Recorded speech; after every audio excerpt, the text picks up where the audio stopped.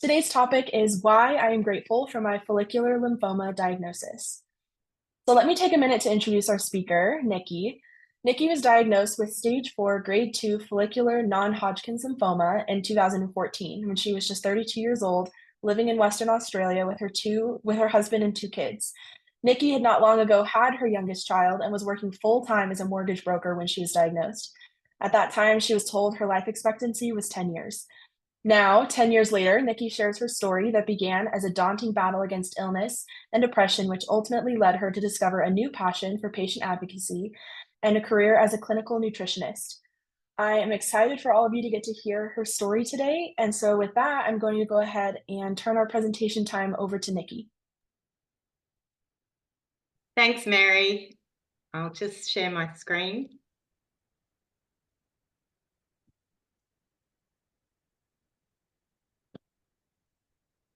Does that work? Can everyone see? Yeah, it's coming up. There it is. Beautiful. Sorry, won't be a sec. I'm just going to get show. It was show video panel, wasn't it? There we are. I just want to see everyone's faces. So, hello everyone. I'm Nicky. Thank you HealthTree Foundation for this opportunity to help raise awareness for follicular lymphoma and hopefully help some others who have been diagnosed and might be feeling afraid or confused about their diagnosis. So I know it's a really strange title. Why am I grateful for my follicular lymphoma diagnosis? I had a friend tell me yesterday, you really need to change that title, just change the word grateful. But I really thought about it and I thought, no, I actually am grateful for the diagnosis. And it sounds a little bit crazy, but I'm going to tell you why. But before I do, I want to point out this picture. This is a picture of my family taken just a few weeks before I actually got my diagnosis. So I don't know if you can see on my neck was absolutely covered in lump. I called it a corn cob because it had about 30 lumps all around it. So that was just before my whole life changed. So for me to tell my story, I need to go back to the very beginning. So if I can move this on. There we go. So before my diagnosis, I was happily married to my childhood sweetheart, and we had two beautiful kids. I'd not long given birth to my youngest son, so I was still breastfeeding him, and all of the signs and symptoms I was getting, like the fatigue and night sweats and weight loss, I sort of thought, oh, that's just being a mum working full time. I was living in as I still am, living in a beautiful waterside town in Western Australia. Absolutely love where we live. It's just beautiful. Working full time as a mortgage broker, so I was very much run off my feet. I was also helping to care for my mum, who was quite mentally ill at the time. So clearly I was overworked, stressed, and I wasn't looking after my own health. And I remember the feeling because I felt really trapped. And you know that saying, be careful what you wish for. And I actually remember thinking, I just need something to get me off my feet for a few weeks just so I can reassess. I had so many things on my plate and I was honestly just drowning in stress, and I just didn't feel right. So my diagnosis, as I said before, my main signs and symptoms were the weight loss. Night sweats were, I remember getting them, but I didn't think too much of them. It wasn't really that bad to the point where I had to change my sheets or anything. So I didn't think too much of that. The fatigue just was just awful, and that took me a really long time to get over, but I thought that was quite normal. And I must have had the lumps for a really long time, and I didn't notice them until one of my work colleagues said to me, oh, I often check my neck for lumps because, it can mean cancer. And so as you do, I checked my neck and I thought, oh, I've got lots of lumps on my neck. I think that's a little bit weird. So I went to the doctor and he took a blood test and he said, oh, it's probably just a reaction to something. I'll let you know if something comes of it. And 6 weeks later, I'd never heard from him. So there must have been nothing in my blood. And I took my son back to the doctor and said, oh, I still got those lumps. And he stopped and went, okay, we need to do something about this. So over the next few months, it was going back and forwards to get ultrasound on my neck, and then I had a fine needle aspiration. I noticed a lump in my groin as well, and that's when they thought, okay, there's definitely something going on here. I honestly thought I had glandular fever, or mono, as they call it, and I thought, great, this is something that I can just rest and get over with, and then get on with my life. But unfortunately, that wasn't the case. I got a phone call on the 12th of February 2014. A doctor was telling me that I definitely had a lymphatic disorder. And the words, "Is this cancer?" just fell out of my mouth. I didn't even think about it. And he said yes. And that was my punch in the face moment. It was absolute shock. So I spent the next month just completing all my tests. I had PET scan, I had bone marrow, biopsy, and my final diagnosis was stage 4, grade 2 follicular non-Hodgkin's lymphoma. So at that point, I didn't even know what lymphoma was. I Googled it, but you know, all the information on the internet was just very confusing for me, and I was very scared. But what really scared me was when the hematologist told me it's incurable, and my prognosis with treatment was 10 years. So as you can imagine, that was absolutely, well, actually at the time I thought, because I was thinking the worst, oh, well, at least it's not 6 months. So I'm grateful I've got 10 years. But then you start to count how old the kids are going to be at that age.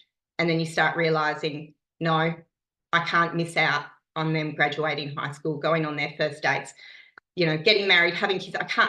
It's just not an option for me. So I went into this big frenzy of going on the internet, trying to find a cure. And the doctor said to me at the time, you need to start treatment straight away. I had heard of people going on watch and wait at the time, and I felt grateful at the time that I was able to start treatment straight away and do something about this. Knowing what I know now, I wish I was able to go and watch and wait so I could learn and research my options. But I was kind of in the right place at the right time. So the hematologist that I was seeing, he put me on a clinical trial called HealthTree. So the treatment that I had isn't really conventional for patients, and I haven't heard them offer it anywhere else. I was in one of the later phases of the trial and was told that they had a 80% success rate. So those were really good numbers for me. And it was basically rituximab, so immunotherapy. I had that every week for a month, and then every 3 months for a year. And then during that first month, I was also injected with radioactive iodine. So because I was so radioactive, I was put under house arrest. I had to stay away from my family for a couple of weeks. And it was actually 10 days, but I made it 2 weeks just to be sure. The rules were I couldn't be within 5 meters of anyone at all, and I couldn't be within 100 meters of children or pregnant women. So the idea is that the radioactive iodine attacks fast-growing cells, and kids and pregnant women have very fast-growing cells in their body, and it attacks. So that was why I was put under house arrest. So during that year of treatment, I felt empowered. I was being supported by an incredible medical team. I was having regular blood tests. I had many side effects, mouth ulcers. I had geographic tongue where I lost all my taste buds for almost a year. So we managed all of that, but still I felt I was doing something about it. So by September of that year, I had a clear PET scan. I was placed in NED, or no evidence of disease, and we all celebrated. And then nothing was said until I had my last rituximab infusion the following year, funnily enough, on the same day that I got that phone call, exactly a year later, on the 12th of February 2015. So when I finished treatment, I had my meeting with my hematologist, and he said to expect a relapse in approximately 3 to 5 years. But if I relapse within 2 years, my prognosis gets worse. So as you can imagine, I walked out of that hospital and I was filled with fear, depression, and anxiety. I was confused about how to live my life now, but I knew that the only thing I could control was what I put in my mouth, what I eat, and my lifestyle. But I had no idea, what do I eat? How do I keep my body healthy? Or how do I help my body recover from this whole year of treatment that I had? I was severely depressed for that year of 2015. It was honestly the worst year of my life. I would wake up every day in tears, and but I got on with things. I worked on, my kids, looked after my kids, took my daughter to school, my son to daycare, and worked full time again. I just tried to throw myself back into it, but I was miserable. I was terrified. I would wake up in the night just terrified, and I'm so grateful I had my husband there just to hold me, because it was just the most awful feeling, and I'd hate for anyone else to feel that way as well. So it wasn't until November of that same year I had a moment of clarity. I was going through my daughter's school bag, and I found a school project. She was year one, I think year one or pre-primary. I found a school project that she had, and it was to write a letter to Santa. And in the letter, she wrote, "I've been a really good girl this year. I've been helping my mum with my little brother and helping her around the house. But my one wish is for my mum to be happy every day." And that was the moment for me. That was the moment where I realized this is affecting my kids. I thought they didn't notice. I thought they were oblivious, because they're kids, they're meant to be out doing their thing and playing, and just not worrying about adult things. But I realized that moment that she noticed what was going on. So that was when I sat down with my husband and I said, what do we do about this? How can I pull myself out of this hole of depression and anxiety? So I thought, well, what am I feeling? I feel alone. I have the most supportive family. They all rallied around me and they gave me everything that they could, but they couldn't give me what I needed. And what I needed was to connect with other FL patients. I needed to speak to others who'd been through this, who were going through this. I wanted to find out what they were doing. I wanted to learn how I could give myself the best possible outcome. So we went online and we searched the internet, Facebook, for other follicular lymphoma patients. I joined lymphoma groups. I met a lot of people with diffuse large B-cell, but the difference is that it's an aggressive cancer, but it's curable. Whereas follicular lymphoma is slow growing, but it's incurable. So I felt very different and I couldn't find anyone to relate with. So that's when I set up the Facebook group, Living with Follicular Lymphoma. And I did that because I wanted to learn what I could to help avoid relapse through diet and lifestyle, which is what I can control. And I needed to learn this from other FL patients. And I wanted to cure myself. It was, I had to be there for my kids. That was my driving force. So I did that, and within immediately, follicular lymphoma patients came in from all over the world, and I felt that instant relief, that just weight just lift off me.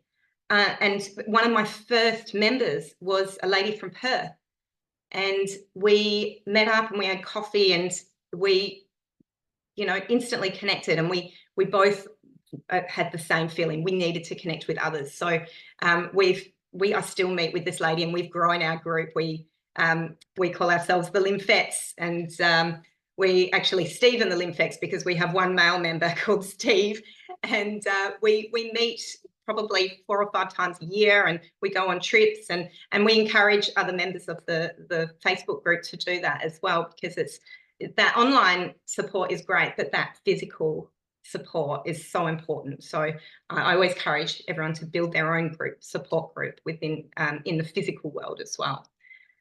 So in about a year after I set up the group, we had probably about 600 to 800 members. And then that's when I was contacted by a lady called Nicola Mendelsohn, and she said to me, "Hi, my name is Nicola, and I was also diagnosed with follicular lymphoma a few months ago, and I've joined your group and I really love it.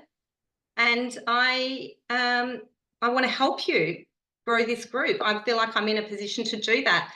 So she said, "I work for Facebook. I'm a Facebook executive, and with the connections that I have, I think we can do a lot of work together. I want to find a cure, and I think we can do that." And I remember sitting next to my husband, and I showed him the message, and first thing he said to me was, "It's a scam. No, it's not a real person." So I actually said to her, "I'm just going to Google you just to make sure you're a real person," because she wanted me to make her an admin.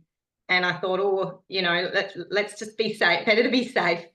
So I Googled her, and there's a lot on the internet about her. The media were calling her the most powerful woman in tech. So I thought, okay, yes, you can be an admin. So yeah, over the next couple of years, Nicola joined, and we did. She met with some of the best hematologists in our field, and we did some live Q&As. I don't know, I can see Maria's on there. Hi, Maria.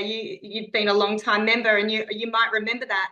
And then it was 2018 when Nicola invited me over to London to meet her for the first time, and that was really exciting. And as I was flying over, it actually coincided when she published a spread in the UK Sunday Times about her diagnosis, and that's this headline up here, revealing that she has an incurable blood cancer.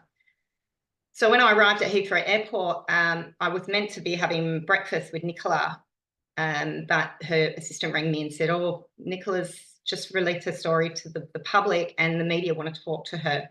So we're going to get a car to pick you up, and we're going to take you to the BBC, where Nicola's going to be interviewed by Victoria Derbyshire."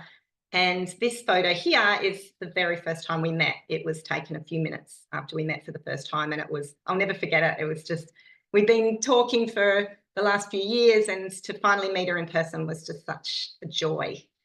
And the rest of that trip was one of the most surreal experiences of my life. The reason she invited me over was actually the Facebook Community Summit, which is an annual event that is now held online, but back then, pre-COVID, it was held in person. And they would normally hold it in the US, but Nicola wanted to hold it in Europe because she wanted to invite me over and meet me. And I had the opportunity to join this conference of hundreds of other Facebook administrators from all over Europe. I was the only one that came from Australia, and it was an incredible experience. I got to learn about adminning and what we can do to improve our group and create more engagement and grow it, and that was incredible. But at the same time, we spoke to some media as well. This is the Daily Telegraph did a story, and this is actually at the community event that we were at, and we had that one in the Daily Telegraph. We also met with some members down here. That was our first meetup in London, in Camden. So that was a really amazing experience for me, and I've just got a little video that we made just after I came back, so I'll just play this for you. Follicular lymphoma is a type of non-Hodgkin's lymphoma. It is currently incurable, so I'll be likely have to have treatment again in a couple of years, and so on for the rest of my life.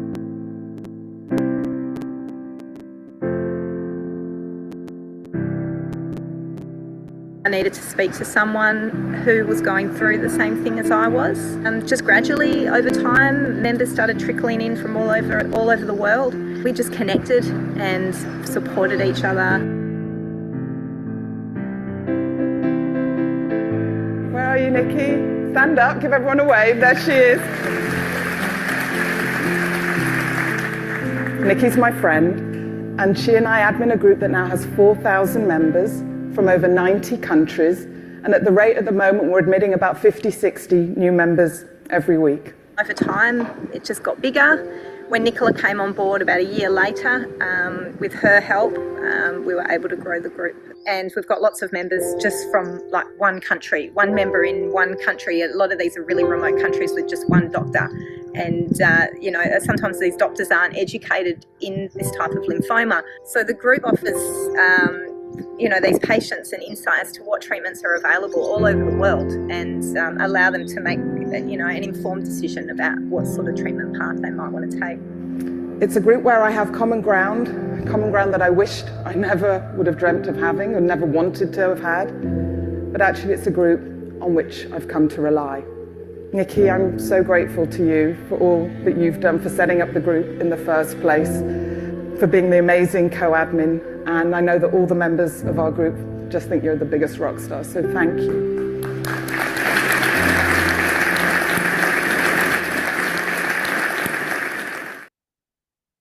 So yeah, that was a pretty incredible experience for me. And Nicola and I spoke at the time when I was in London, and we talked about possibly setting up a foundation that would help drive for a cure for follicular lymphoma, which is our ultimate goal.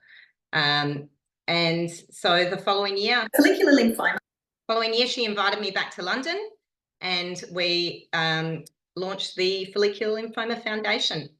And that was another incredible experience for me. We went, I followed Nicola to BBC, to Sky News, where she was interviewed. There was a really big campaign with celebrities. This one over here is a filter that Facebook made just to depict the lymphatic system, and that's, yeah, so that was a big campaign. That was on Piccadilly Circus and also in Times Square on that day, and it was an incredible event. We met, this was an event with some of the members, and there's some amazing members here. Our two moderators of the group are in there, and yeah, I still keep in touch with many of those members today. And yeah, so since launching the Follicular Lymphoma Foundation, I've been working very closely with them just for patient advocacy. We run webinars, we, you know, help out with the website, and we also do a lot of fundraising for the Cure FL Awards. So these are grants that are awarded to researchers actively looking for a cure for follicular lymphoma, and I feel very lucky to be one of the patient advocates who can help review these research proposals to be able to help choose the right ones to help find a cure. So it's really an incredible feeling to be involved in a cure. So we're still doing that, and working hard on more webinars and improving the website and patient stories and things like that. So we really feel like we're making a difference. So that's amazing. But going back to 2018, when I went to the community summit, at that point I was doing a lot of research online, and I wanted to find ways, as I said before, ways I can improve my diet and my lifestyle and just try and stay healthy, or keep my body as healthy as it can to avoid further relapse, because at that point I was past the 3 years, so I wanted to get past the 5 years and so on. So I was very much inspired by Nicola to learn about it, because I was doing all of these things, but I didn't understand why. I didn't understand what they were doing to my body. You know, those things like apricot kernels and, alkalizing your body. It doesn't make sense to me. I was just doing it, and I didn't understand why. So I was inspired by Nicola to go sign up for university, which is huge for me because I didn't even finish high school.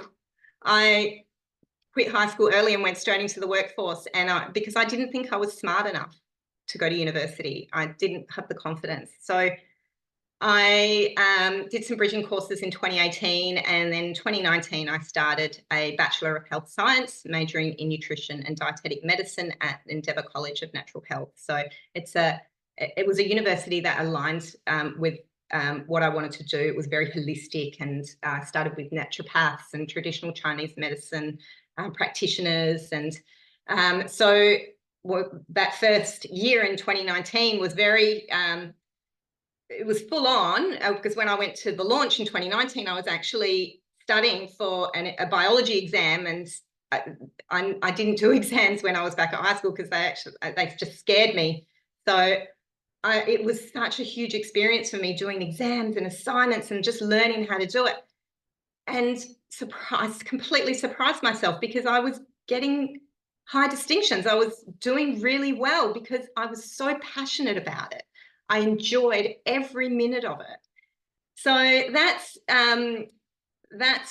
then took me, God, I was still working as a mortgage broker and studying part-time. And last year I hit my final year of studies and I was able to do 9 months in the university's clinic as a clinical nutritionist. And I absolutely loved it. I knew this is exactly what I'm supposed to be doing with my life. And one of the main reasons I want to do it is because I don't want others to have that feeling that I had when I walked out of that hospital after my last treatment with the news that to expect a relapse and my life expectancy is 10 years. So I want to be there for others in that situation, and I want to help as many as I possibly can. So my focus is going to be oncology and nutrition. And I actually submitted my final assignment just over a week ago. So I'm currently now waiting to graduate. And once I graduate, I will be setting up my own nutrition clinic, focusing on oncology nutrition to help cancer patients. So that is my goal. One of my many goals among that is to find a cure for follicular lymphoma and also to connect every single follicular lymphoma patient in the world. So before I go on, I just want to say something about the 10-year prognosis that I had. I just want to stress to others, if you ever get told a number, if you get told this is your life expectancy, take it like a grain of salt. And I wish someone had told me that at the time. No one can tell you how long you've got. So many things can happen in that time as well. So I don't like that, people being told I've got this amount of time to live. It's just, no one knows. So you just can't let that take over your life, because I did, and it just about destroyed me, but it made me stronger. So just to finalize, why am I grateful for my follicular lymphoma diagnosis? Well, it was the wake-up call that I needed to change my life. I knew that I needed to change my life. I didn't know how, but this was the moment that was my turning point. So I now put myself first. And it's just like that analogy on the aeroplane where the air masks drop and they say to you, you have to put the air mask on yourself first before you can help other people, including your own children. Because if I don't look after myself, I cannot effectively look after my own family. And that was a really big lesson that I learned. And speaking of my family, I don't miss a moment with my family anymore. I soak in every single little bit. My kids are only going to be this age for so long, and they're just going to keep growing. And I will not miss a moment. I make sure that I am there for absolutely everything. And I will put that, after I put myself first, I put them second. So another reason I'm grateful is I found my passion and I found my purpose.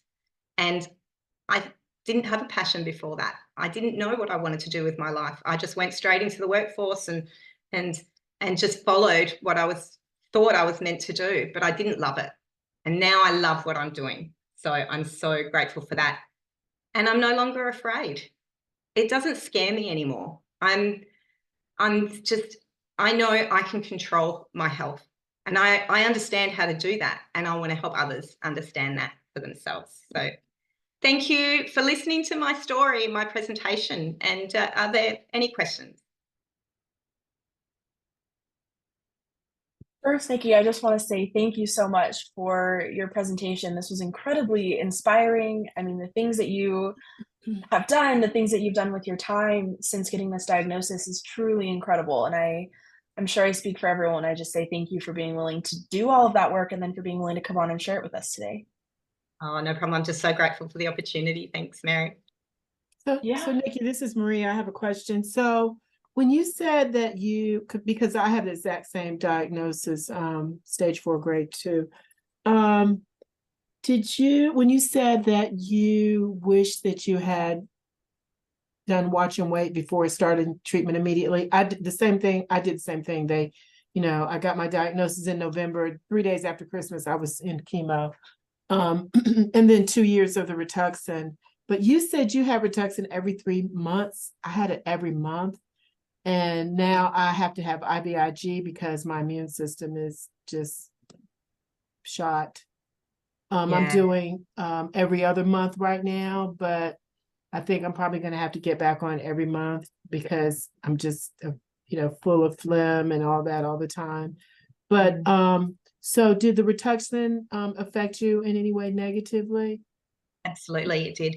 And I'm glad you mentioned that, because my immunoglobulins are, even 10 years later, are still down and low and out of range. I do qualify for the IVIG infusions, but I work really hard to strengthen my immune system.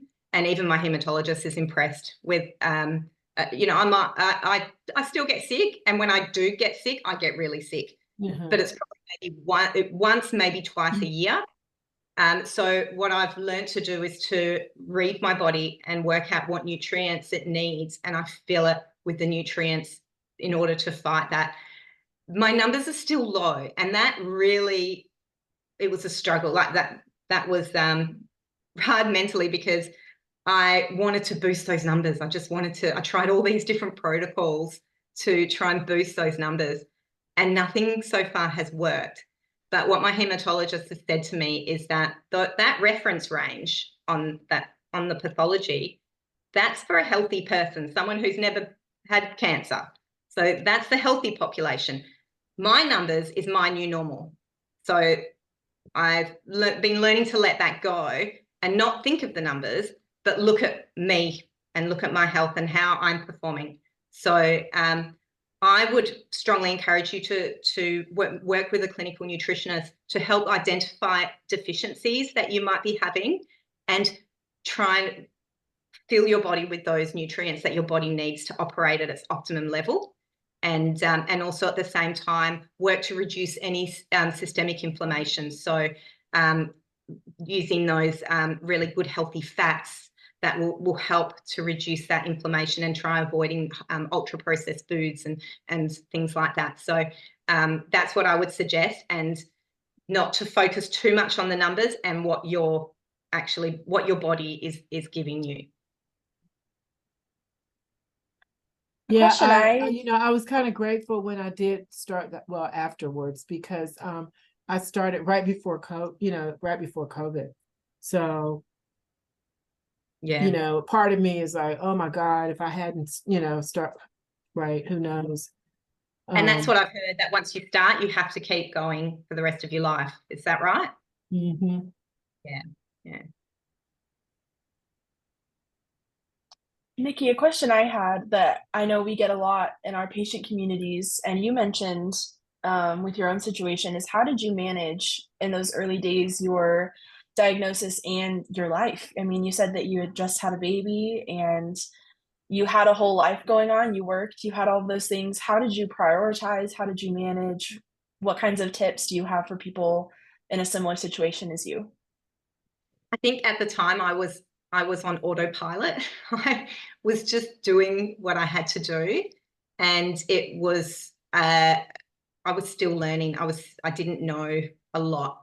I was very clueless, and I had the support from my family and my medical team, but I don't feel like I had the support from the right people. So I would advise getting that support from the right people, like other patients and practitioners like a naturopath or a clinical nutritionist, integrative cancer doctor, who can help you do those other things that is going to support your body. Especially going through treatment. There's so much, and even since was diagnosed, now there's so much more research on the gut microbiome and the condition of your gut microbiome going into treatment, and how that can affect the treatment outcome.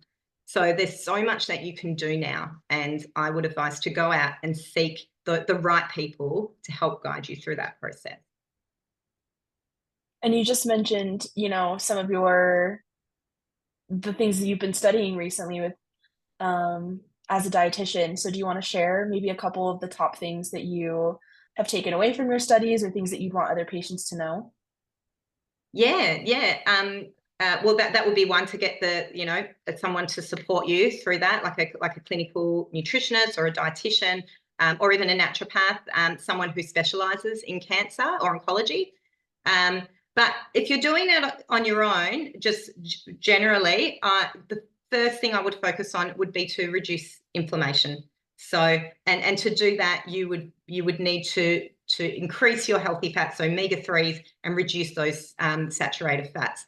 So that doing that helps your body release these molecules called prostaglandins, and they're like the little inflammation police, and they go around and they zap all that inflammation and calm everything down. So that's one of the things, and also try to avoid very pro-inflammatory foods like those ultra-processed foods. As well as that, I would say look at your lifestyle. If you've got any toxic relationships in your life, get rid of them. That was one thing I learned early on, is to don't deal with people who are stressing you out and creating these toxic feelings. Remove all of that from your life. Try to reduce stress, improve your sleep quality. So important to get really good sleep. And also, you want to try and identify any deficiencies, and that's what a clinical nutritionist can do for you. They will assess your whole lifestyle and your diet and any signs and symptoms that you're having. And with all of that information, they can find out if you might be deficient in protein or iron or B12 or anything like that. So then you can learn to improve your health by giving your body the parts that it needs to be at its optimum level. So I would definitely suggest getting someone to help you do that, because it's not an easy thing. And just eating the rainbow. Eat as many fruits and vegetables as you can with lots of different colours, because they're full of polyphenols, and polyphenols are very antioxidant. And antioxidants are these little molecules that easily give away their oxygen molecules to those what they call reactive oxygen species that are going around damaging all of our healthy tissue by stealing all the oxygen from our healthy tissue, which then can cause our tissue to then die. So filling your body with as many antioxidants as you can is going to help to reduce that. And even a lot of our vitamins are antioxidants. Vitamin E, vitamin C, they're all antioxidants. So as well as those polyphenols. So like berries, lots of like capsicums and all those beautiful, colourful vegetables and fruit is really gonna help, as well as they're full of fibre. Fibre is huge because that helps to feed our gut microbes. So they're the things that we want to focus on. So avoiding all those packaged foods, increasing our intake of all those fruits and vegetables, and whole grains as well. Whole grains are full of B vitamins. So we want to increase our B vitamins as well to be, give our body the energy that we need. And it's also cofactors in so many different processes in our body. So if we fill our bodies with the nutrients that it needs, it's going to help it work at the most optimum level and improve our health outcome. Thank you so much for your answers to questions, for being willing to share your story, and for all of the incredible work that you're doing in the follicular lymphoma space and in the patient advocacy space. And congratulations on 10 years and on your upcoming graduation. That's incredible. It's so exciting. I'm sure that must feel really good. It is. This is when back then, and I thought of myself on my 10th year, when I thought that I was going to be on my deathbed. I never in a million years thought instead I would be feeling as healthy and happy as I am and graduating university.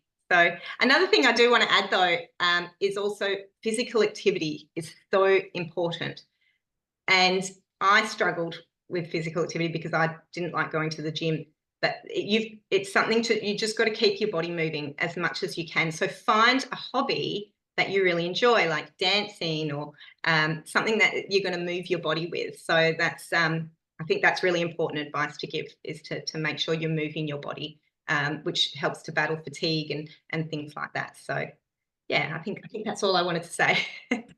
So I have one more question. Will this be available for sharing? And I want to tell you, Nikki, that I met a young lady in Atlanta, Georgia. She's a lawyer. She's a little bit younger than me. I'm in my 60s. She's in her 50s. She's Black. And we met on the group Living with Follicular Lymphoma. Yes, and my daughter and I have 3 grandchildren. My daughter and my grandchildren live in Atlanta, so I get to see her when I'm going down there to visit my family. But she is doing exactly what you said. She's seeing a nutritionist. She's on Watch and Wait. In fact, she's flown home to Houston today to see her doctor. She sees her doctors in Houston instead of at Emory in Atlanta. And I was asking, I want to tell you about her because I want to share this with her. Is this going to be shareable? Because she's at her doctor's today. So having a CT scan. So is this going to be shareable so I can share it with Imani in Atlanta? Yes. Oh, Yes, it I know will. Imani. Oh, you know Imani, yes. Lovely. I've spoken to her many times. She's one of our super supporters, actually. She's just amazing. Yes, and she lives not far from my daughter in the Midtown Atlanta area, and so when I'm down there, I visit her. Yes. Oh, I'd love to meet you both one day. Hopefully, yes, absolutely. Maybe we'll get together and come see you. That would be fun. But yes, I believe it is going to be. It's recorded at the moment, so. Oh, great. Yes. Yes, so we will send out an email after the event is over, and it'll have the recording in it. And then it'll also be up on our HealthTree YouTube page. So you'll have access to it in a couple different places. Excellent. Okay, I am just going to share my screen again really quick. And while that's going, just again, thank you so much for all of the work that you do, Nikki, and for being willing to come on and share with us today. I wanted to share something really quick. Like Nikki said, everyone's in the race for a cure. We're trying to help get a cure for patients so that nobody else gets that 10-year notice like Nikki got. So I'd like to mention Cure Hub, which is one of our HealthTree programs. At HealthTree, we think that educated patients and researchers will create better and faster cures. So HealthTree Cure Hub was created by our CEO and founder at HealthTree who had multiple myeloma. And it was created to give patients a place to feel empowered and to use knowledge to actively participate in their health journey while providing researchers with insights from real world experiences like yours. So we invite you to join the 12,000 and counting blood cancer patients who are currently impacting outcomes while accelerating research through Cure Hub. So Cure Hub is a platform that allows you to connect to surveys and studies submitted by follicular lymphoma experts, securely connect your medical records to track your disease with one portal, and then discover clinical trials personalized to you and anonymously connect with genetic twin matches. Lastly, it helps gain access to a database of effective solutions provided by other blood cancer patients. You can enroll in this free platform by visiting the link at the bottom of this slide. And here are some of our upcoming events that we have. We have one on Thursday, June 26th, DLBCL and follicular lymphoma, hospice, myths versus facts. We have a Cure Tour event, which will go into our HealthTree programs a little bit more, talk about Cure Hub and help people to get signed up. And then we have another presentation on July 10th on patient navigation, a guide for DLBCL and follicular lymphoma patients. So we're really excited about those events and hope to see you all there. And as always, we want to thank our sponsors who make events like this possible, Regeneron and BMS. And finally, after this webinar concludes, you'll be asked to take a quick survey that gives you the chance to provide feedback on today's event and to suggest topics for future webinars. We love to be able to address topics specifically of interest to our communities, so please feel free to share anything there. And thank you for helping us build a strong community of follicular lymphoma patients and for all of the work that you all do. And I hope you have a great rest of your day and hope to see you guys again soon. Thank you. Thank you so much. Thank you. Thanks for joining, Maria. Lovely to see you. Bye.